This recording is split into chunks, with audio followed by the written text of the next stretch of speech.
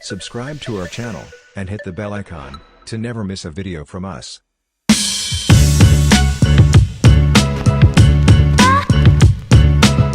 Hello everyone.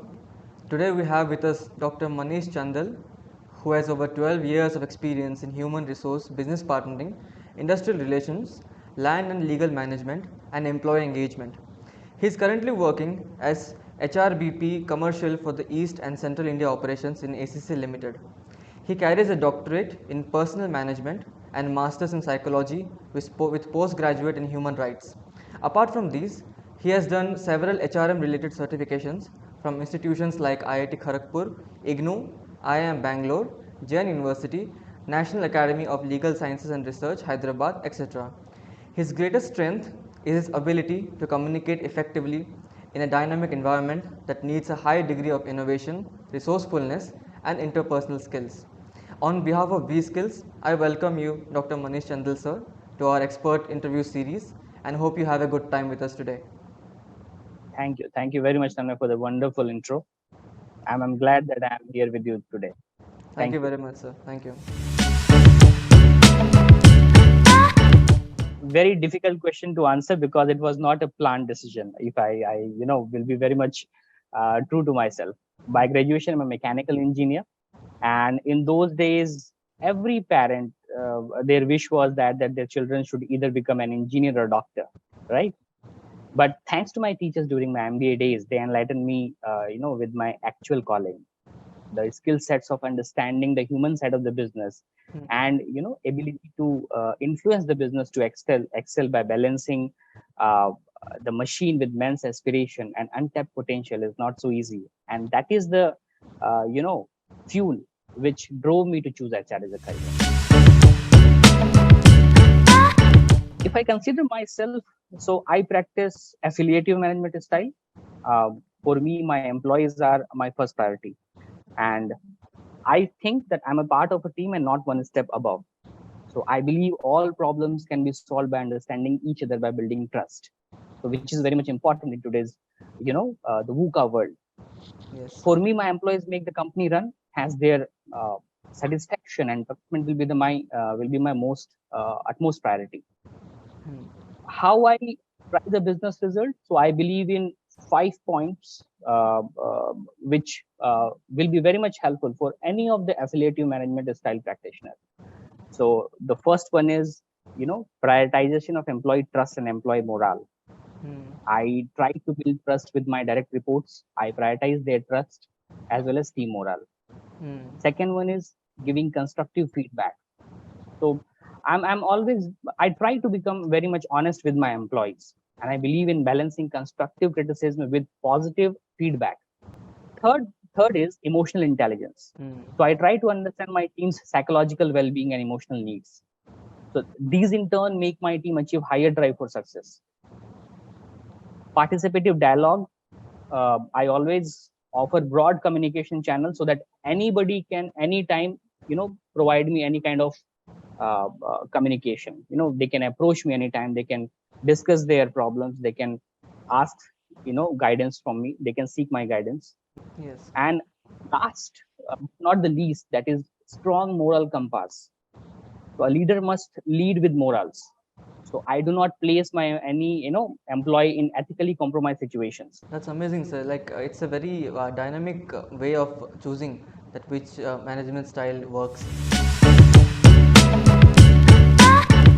So very interesting question, Tanmay. Once again, if we see a good talent management strategy puts processes in place that enable matching the job resources when the job demands are very high.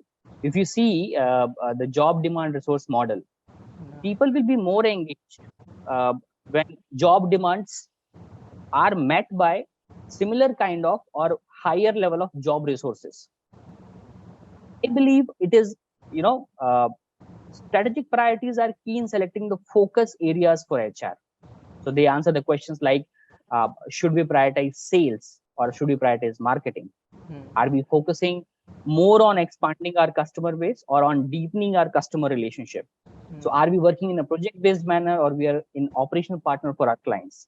So these are some questions which will be arising out of these strategy discussions.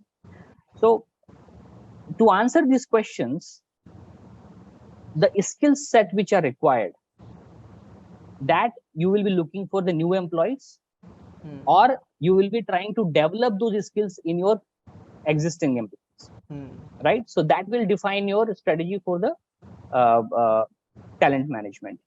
Now the second point what we have to consider, that is connecting these talent management practices to our these strategic priorities. Okay. Like suppose the large tobacco companies, right, are now hiring people who will work on projects to make the world smoke free. Yes.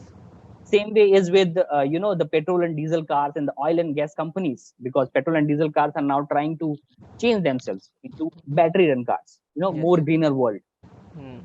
So being in HR, this directly impacts our employee branding and employee value proposition, impacting key talent management strategy decisions, right? Because we have to hire, first of all, we have to first attract, onboard, develop, engage, and retain high performing employees who will be fitting in these matrices, matrices.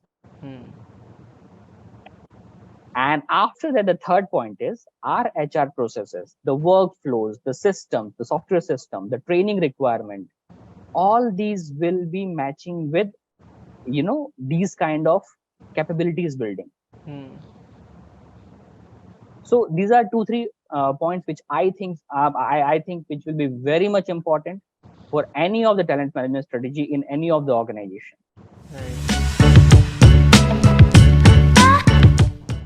A very interesting question, Tanmay, once again. Diversity is quite a new, term coined recently. So if I think like we have seen in recent COVID pandemic, technological and social changes continue to alter the landscape in every industry, right? So any organization will need humans to work, right? And those humans, they will provide their judgment, empathy, passion, and creativity to run the organization and to excel in its specific area of operations.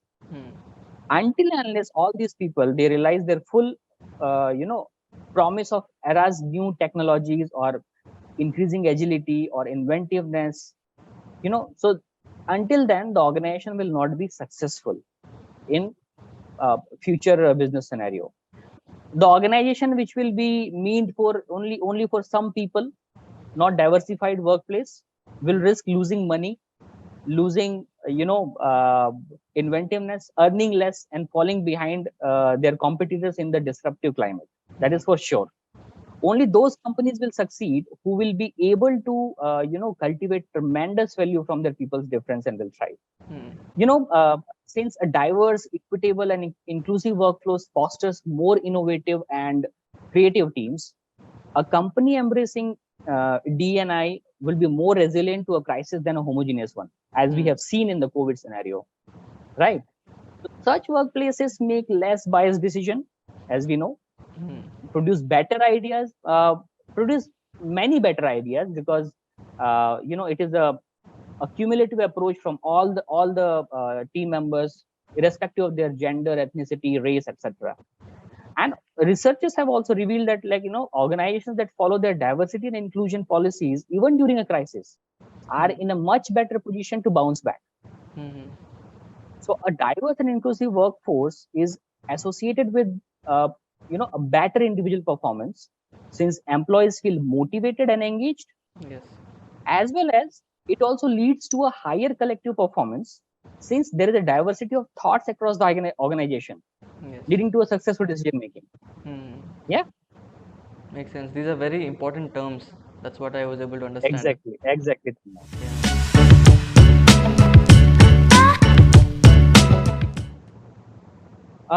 Tanmay, hybrid workforce is there to stay, because after the COVID pandemic, we have seen, like, if we are flexible, then only we will be able to provide better working environment and better training opportunities for our hybrid workforce. If we will see the World Economic Forum's estimates, the recent estimates, by 2025, 50% of all employees, they will need reskilling due to adopting new technologies, right? 5 to 6 years from now, approximately 2/3 of the skill which are considered important today will become redundant. Right. And we even do not know which kind of skills we'll be requiring, after 4 to 5 years, because the technology scenario, the economic dynamic, we cannot predict it. Yeah. So if you will see, like, I personally feel reskilling challenge will be a particularly, acute in operational intensive sectors such as manufacturing, like us, transportation, retail, and operation aligned occupations. Because these sectors and fields will experience a magnitude of change more significant than the industry average. Yes. Because automation or digitization, what we call it, right? Yes. Because they have, the repetitive nature of many operations in these kind of industries, and employees in these areas in India tend to have less education as compared with professional roles. If I compare the manufacturing with the software. So therefore, reskilling will be urgently needed to maintain the stability of a particular part of the middle class. Second obstacle, what I think as an HR, which I have seen in my 12 years of career, people's unwillingness to spend time and money to upskill or reskill themselves. Right. That happens. They do not want to change, because once they will change, so their typical working day will be altered. Right. So these are the some difficulties which we feel while upskilling or reskilling the new workforce. Okay. So it is not hard, but with the compassion and with the focus on accessibility and affordability of new technologies, right? The hybrid learning models. Companies should create opportunity for their employees to learn, give them access to free network, free internet access and information, and also provide them financial affordability, such as a tuition support, to upskill and reskill them. In recent years, the technological intervention like AI and automation have become very prominent in recruitment. There are many benefits. I can talk about it provides me objective visibility into the effectiveness and value of our recruitment activities. There is no doubt on that. It helps me to keep a track of high potential candidates, which might not join us today, but they will be a potential candidate for tomorrow. Very much important. It enables me to, do proactive recruitment instead of reactive recruitment. But personally, I feel, there is always a human intervention is required, right? So while predictive analysis through AI can help recruiters put only the best candidate in front of the hiring managers, organizations need to first evaluate predictive analysis tools against their own requirement, because we should know that what is my requirement. Data has limited impact until and unless you have, you do not have any kind of requirement from the data. Data will provide you whatever you require, but you should be clear that what I require from this data. Yes. Without human to make a final decision or on hiring, I don't think like these AI tools or automation will be very much effective. So we should have to know like which kind of candidates we require, which kind of skill set we require, and then only those projects can be put into AI or the automation tool.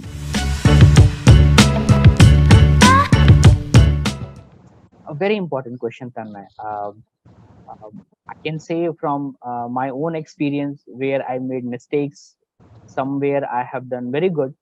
So as per my experience, I must say to the freshers that be what you are, follow your dreams, what you want, actually really want to become. Yes. There is no need to rush. You should have to, believe on yourself.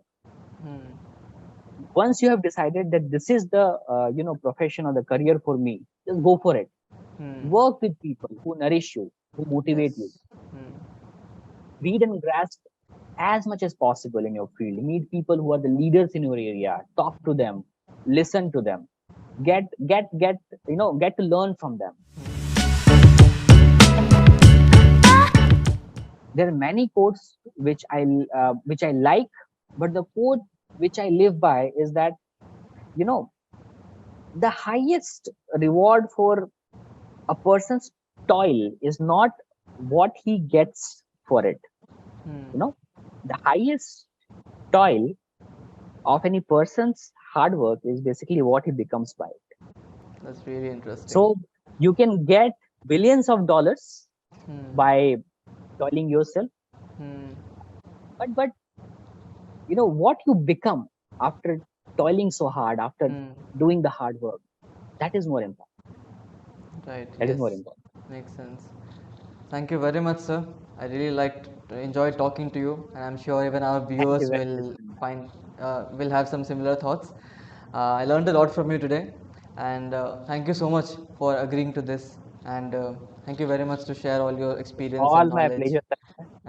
Subscribe to our channel and hit the bell icon to never miss a video from us.